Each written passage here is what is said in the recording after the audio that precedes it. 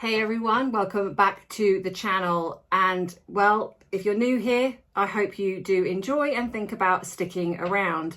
My name is Ems, I'm a qualified UK therapist and I use my 25 plus years experience in this field to help you understand human behaviour.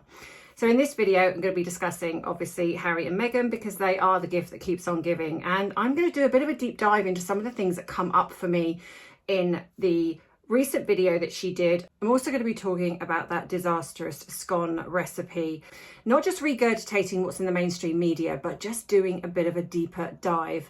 So as you're still here, welcome. Go grab a drink of choice, whatever that may be. Sit back, relax as we get into some tea, some truth with a touch of therapeutic psychology.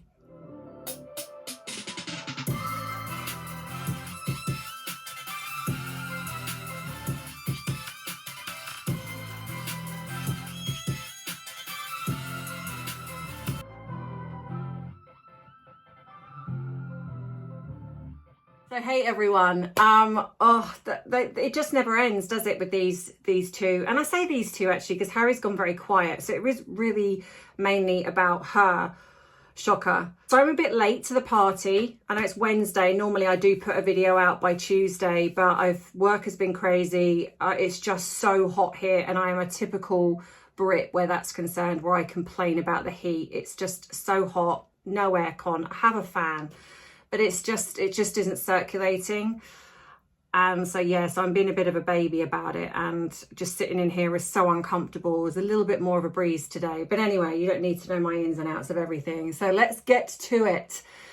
So I think firstly I'm going to discuss the scone or scone, whichever people pronounce it, disaster that is what she put out. And I know that a lot of people have already cottoned on to the fact that Prince William spoke, and it was such a great interview. I'm sure most of you have seen it, but he spoke about Catherine, he spoke about the children, and then of course he spoke about how his grandmother loved scones, whichever, and that she preferred cream, then jam. I'm a jam, then a cream person. So just want to clarify that. I don't necessarily know the absolute traditional way because I think it's preference, right? I know that people in Devon or in Cornwall, you know, that they have their own ways of doing things. Clotted cream is obviously the piece de la resistance, as I would say, because clotted cream, especially if it's from not like shop bought, if you get it from like a farmer's market or something like that, oh, chef's kiss. It is just so yummy, and I could eat a tub of it, which not good for you, but I could.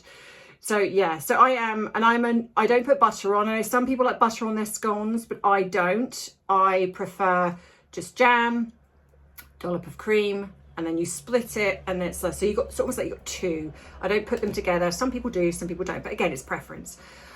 Right, so Meghan's recipe, which I will put up here, I'm sure most of you have seen it. This is not, categorically not, a scone recipe.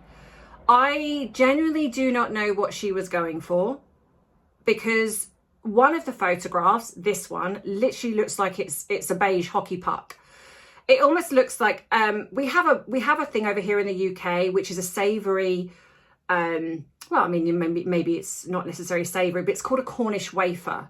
And I'm going to show you a picture of it. It reminded me of a Cornish wafer, and it's very thick, but it's very dense, and it's a bit flaky, but you have it generally with cheese. That's what that reminded me of. The whole thing, I mean, firstly, when she puts the recipe up, she doesn't, I don't know where she got this recipe from, to be fair. I don't know whether she conjured this up herself or she took bits from and then just almost like just tried to create something herself, and it just backfired massively. I know some people say that they were burnt, but it's possible that given that she may have put coconut sugar in, that might have created the brownish glaze. But either way, they looked very unappealing, unappetizing. In one of the photographs, looked a bit closely, and you can see these like strands which almost look like shredded coconut. That looks to me like where she's kneaded the dough. You don't do this with scones. You don't knead the dough. It's not bread. But I think where she's kneaded it, it's created gluten strands. So that's almost like a bit fibrous. So to me, this is what she's created. So then she cuts like the bottom layers like really thin, and then she's got this one that goes on the top. But regardless of that, what struck me was, especially in the video I think she put out, is that she drizzled honey like it was emotional support for the scone itself. I have never seen, firstly, I've never seen honey on a scone anyway. It's traditionally jam, but you know, whatever floats your boat and your yacht. Did I say that? Ooh, I did. But honey, and it's not even just a drizzle. I don't think Megan knows what the word drizzle means. It was literally like she just poured, and it's so runny that you just can't even. It's like I say, it's literally like, it's almost like she's poured so much honey on. It's emotional support for the scone, because the scone is probably so awful that she's like, if I just pour a significant amount of honey on this, that's going to take away from how awful this actually tastes. But it's the fact that she chose to put this out. It's like she's not even trying now. She's got to this point where she just puts out anything and she knows the media is going to regurgitate this. So not only has she not created a scone recipe, but she didn't even give you like cooking times, what you can do with the batch. Can you freeze it? Does it have to be refrigerated? Just nothing. It was just like, yeah, here's just what I conjured up, and got to add a flour sprinkle in there, like she's creating something like life-changing. And yeah, and then her jam, which isn't even jam, it's just red dessert slop, whatever it is. And like I say, and the amount of honey, like it's doing the heavy lifting itself. It's just, I mean, there's no other which way to put it. It's just awful. And of course, everyone has picked up on that, and understandably so, because at the end of the day, this was, in my opinion, as we all know, this was in riding on, because Megan does this, and this is very common in the world of media, and I imagine she's potentially also getting this from, whether she's still with, is it WME or whatever, whether she's still with them, because probably what they would be suggesting to her is riding the media wave. So what the thing is now, what will happen is, and this is why Megan does this, is so when you type in royal family scones, or even Queen Elizabeth scone, or Prince William talks about scone, she will pop up. And this is what she's done the whole way through. She has hijacked, in a sense, the media wave. Catherine goes to, does a talk. The media comparison then becomes Meghan goes and does a talk. And even though Meghan's wasn't successful, it doesn't matter. It's keeping her in the media. It is keeping her adjacent and connected to the royal family. Put in Prince William scones. Yep, straight away. Meghan wades into controversial scone debate after William tried to, whatever it says. Then underneath that, William reveals where the Queen stood in the Great Scone. But then it's Meghan. Meghan, yeah. Royal fans question timing as Meghan Markle reveals scone preference. Yeah, Meghan posted about scones after Prince William. Yeah, so there we go. So she rides the wave. So even if you put in, say, I don't know, let's put in Queen Elizabeth scones. Yep, there you go. It does come up with Queen Elizabeth, but then it's Meghan Markle scone recipe. Meghan Markle. Yeah. She hijacks the media wave to bring the attention back to her, but she rides the wave by doing something that connects. So Prince William talks about scones and jam. She's now talking about the kids with jam. So, you know, the kids' favorite jam. I mean, not that I believe this for a second, but that's what she does. And then she's brought out this ridiculous recipe for scones. It just keeps her in the media. And this is really all she's good for. And that is all she does. And what's funny is that when you look at how she was before marrying Harry, I think that she had, even though people didn't really know of her, but she was certainly invited to a lot more things than what she is now. So even though she may be infamous and people may know her name, it doesn't come with anything positive. And in my opinion, this is what is now happening. People know that her name draws traffic. So in a sense, she's being used purely and simply for traffic. So whereas she uses people to try and get what she wants, these people are also doing the same. I'll tell you why it made me think of it, because I was watching, I don't know if any of you follow Kylie Minogue or like Kylie Minogue. She was an actress in Neighbours, and then she's a singer. She's very well known in Australia, as I'm sure most of you know, and she's very well known pretty much worldwide. But I was watching her latest documentary on Netflix. It's very good. So if you haven't seen it, go and watch it, because it's very good. And she seems like a really, really lovely person, the sort of person you'd love to be friends with. But she, obviously, when she first started out, she was very young and she was dating, oh gosh, what did I forget his name? One that played Scott. You know what? And his name has literally just disappeared from my brain. Jason Donovan. So she was dating him. And then she met Michael Hutchins from the band In Excess, and that was kind of a whirlwind, and she speaks very fondly about him.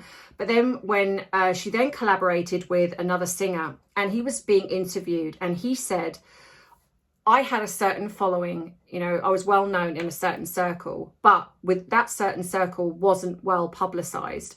And so initially when he first met her, he thought, you know what would be great to collaborate with her, because she's got a massive global presence. Everyone knows about her. She's in the media, and I haven't. And even though my songs, he felt his songs were good, they just weren't getting that publicity. And people in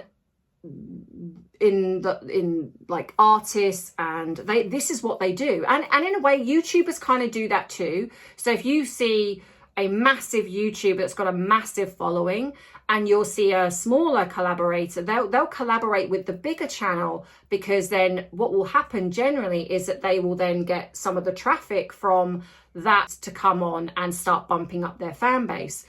Unfortunately, something that doesn't happen to me, because after the smear campaign, no one wants to work with me. But, you know, boo-hoo, that's my sob story.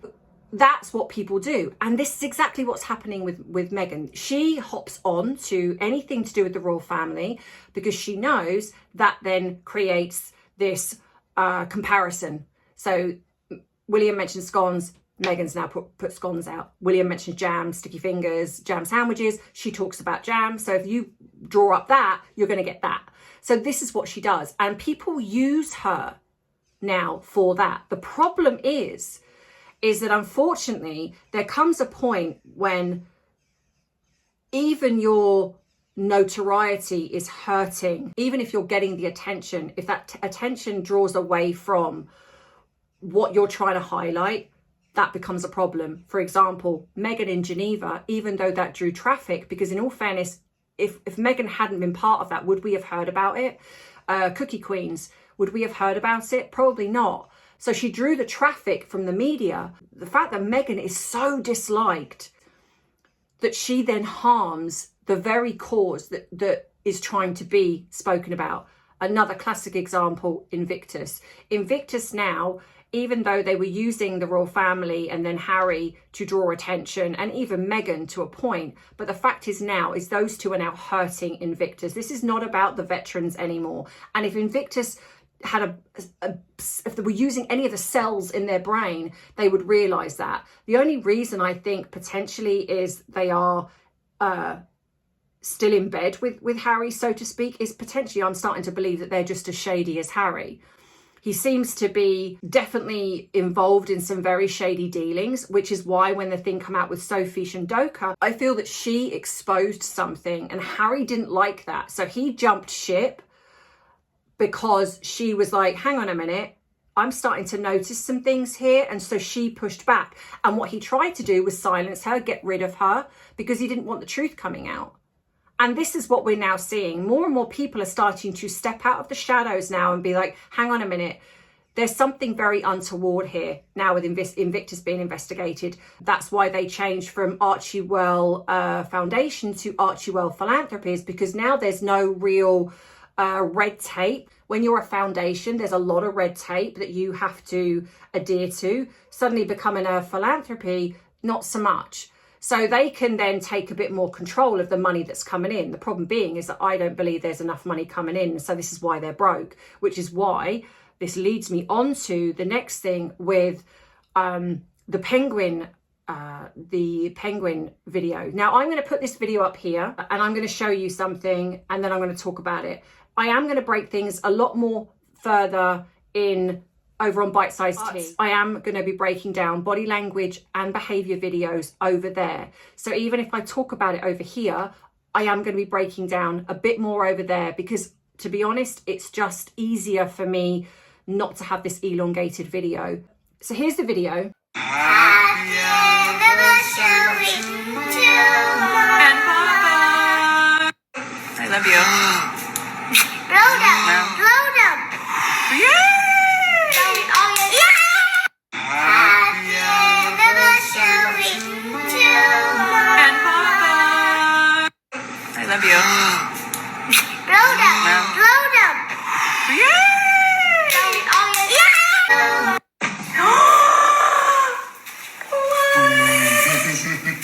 Oh my gosh! This is when Mama and Papa, when we got engaged, we had a party with all of our friends and we said everyone we were an animal onesie and we were penguins. We were penguins because they're together for life.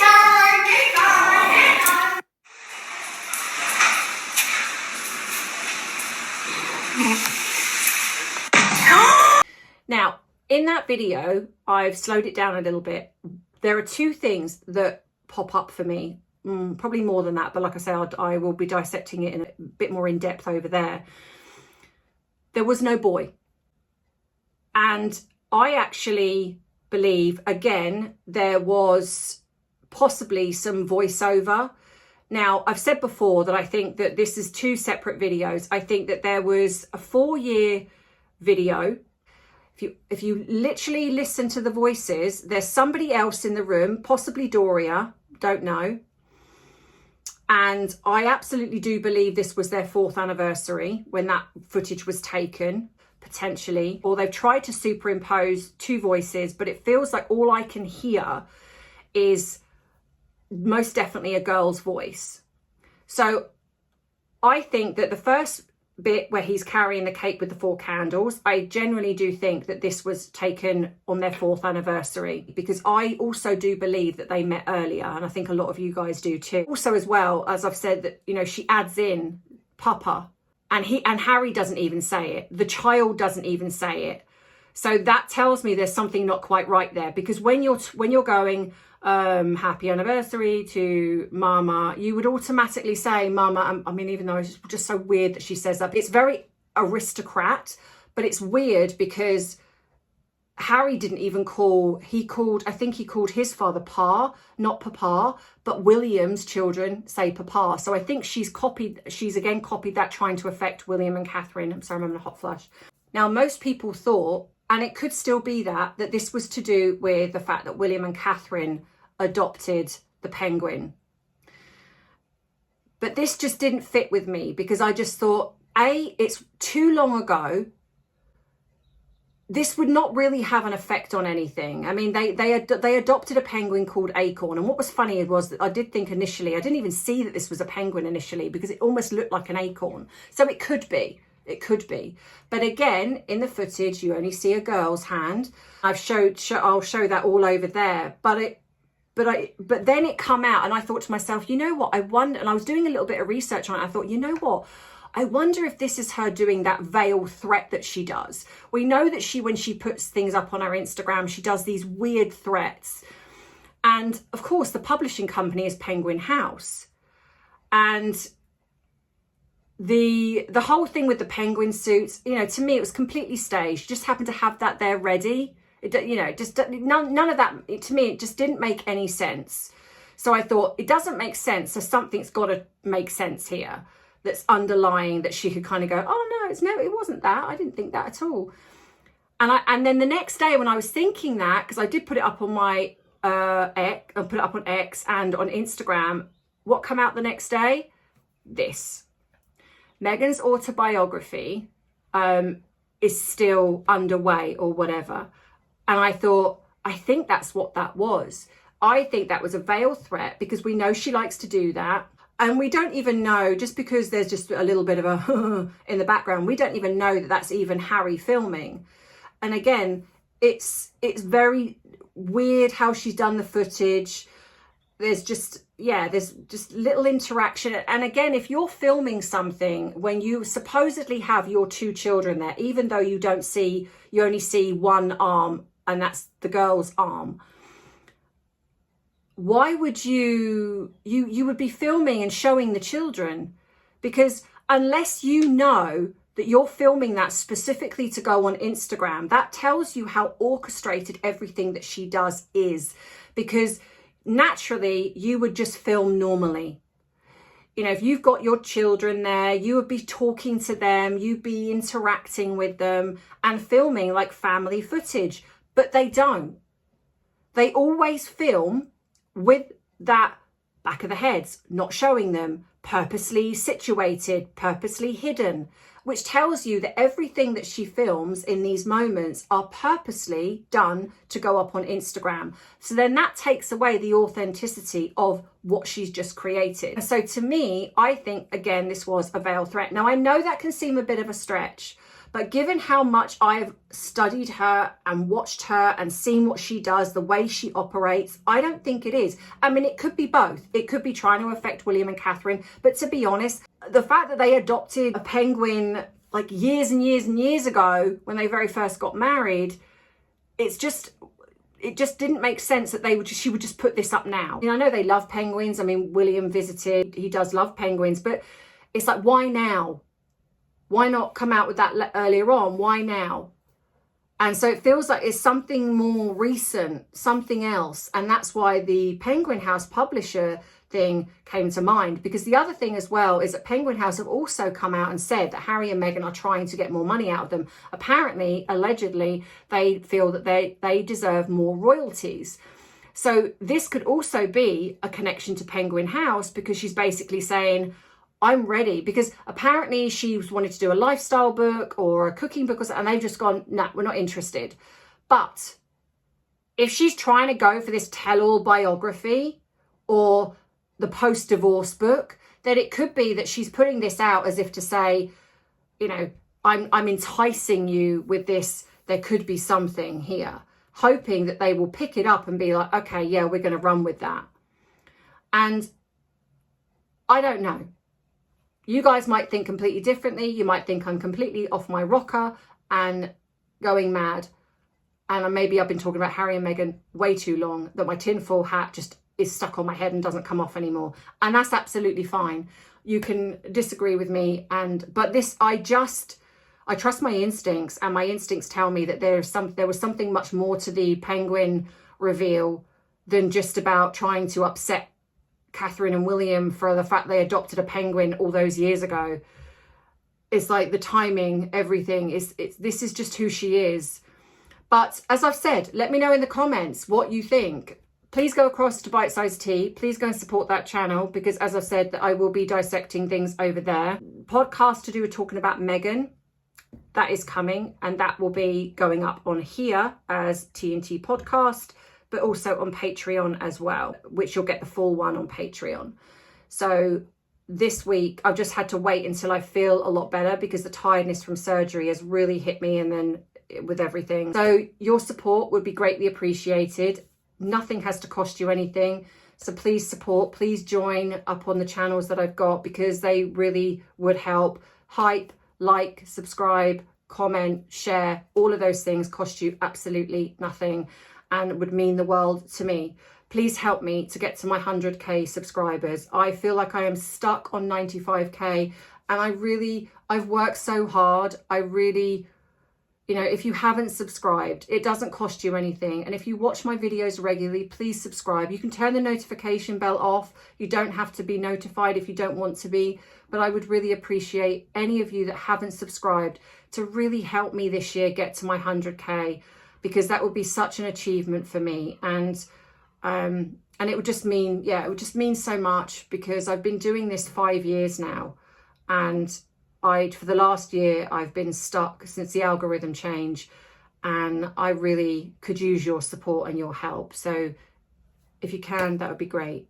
But anyway, that's it. So I'll see you in the next one. So as always, take care of yourself. And as you know, I love you, I appreciate you, but most of all, I respect you. Take care. Bye-bye. Mwah.